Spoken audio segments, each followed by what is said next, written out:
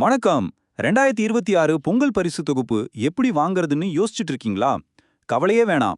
உங்களுக்கு தேவையான எல்லா விவரங்களையும் ரொம்ப சிம்பிளா, தெளிவா இப்போ பார்க்க போறோம். வாங்க ஆரம்பிக்கலாம். ஆமாங்க, இந்த வருஷ பொங்கல் பரிசு அறிவிப்போட மிகப்பெரிய ஹைலைட்டே இந்த ரூ. 3000 ரொக்கப் பரிசு தான். இதுதான் இப்போ எல்லாரோட கவனத்தையும் ஈர்த்திருக்கு. சரி, முதல்ல இந்த பரிசு தொகுப்புல உங்களுக்கு என்னெல்லாம் கிடைக்க போகுதுன்னு ஒண்ணொண்ணா பாத்துடலாம் வாங்க. பாருங்க, உங்களுக்கு ரூ. 3000 ரொக்கப் பணம், அப்புறம் பொங்கலுக்கு தேவையான பொருட்கள் இருக்கிற ஒரு பரிசு தொகுப்பு, அது கூடவே ஒரு பாரம்பரிய வேட்டி மற்றும் சேலை, இது எல்லாமே கிடைக்கும். இதுதான் முழுமையான தொகுப்பு. அடுத்ததா இந்த பரிசு தொகுப்பு வாங்குறதுக்கான வழிமுறை என்னன்னு பார்க்கலாம். இது ரொம்பவே சுலபமானது தாங்க, நீங்க ஈஸியா ஃபாலோ பண்ணலாம்.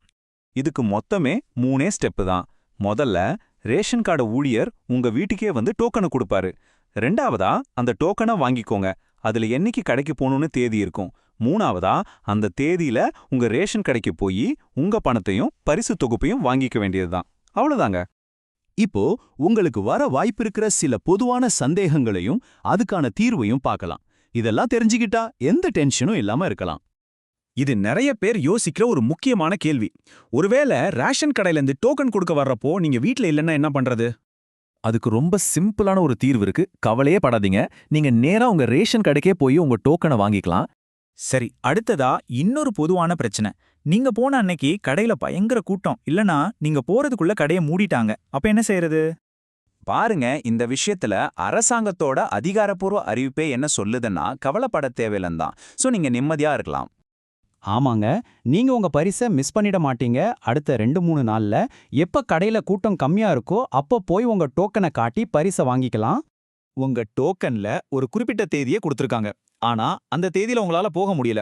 அப்ப என்ன ஆகும்? அதுவும் ஒரு பிரச்சனையே இல்லைங்க. அந்த தேதியை நீங்க தவற விட்டா கூட பரவாயில்ல. அதுக்கு அடுத்த நாட்கள்லயே போய் உங்க பொங்கல் பரிசு வாங்கிக்கலாம். உங்க உரிமை எங்கேயும் போகாது. இப்போ நாம ரொம்ப ரொம்ப முக்கியமான ஒரு பகுதிக்கு வந்திருக்கோம். தேதிகள். இது கண்டிப்பா உங்க கேலண்டர்ல மார்க் பண்ணி வச்சுக்கோங்க. பரிசு விநியோகம் ஜனவரி 8ஆம் தேதி தொடங்குது. முடிஞ்ச வரைக்கும் ஜனவரி 13ஆம் தேதிக்குள்ள வாங்க முயற்சி பண்ணுங்க. ஒருவேளை வாங்க முடியாதவங்களுக்காக ஜனவரி மாசம் கடைசி வரைக்கும் கூட நேரம் நீட்டிக்கப்பட வாய்ப்பு இருக்கு. சரி, நாம இந்த விளக்கத்தோட கடைசிக்கு வந்துட்டோம்.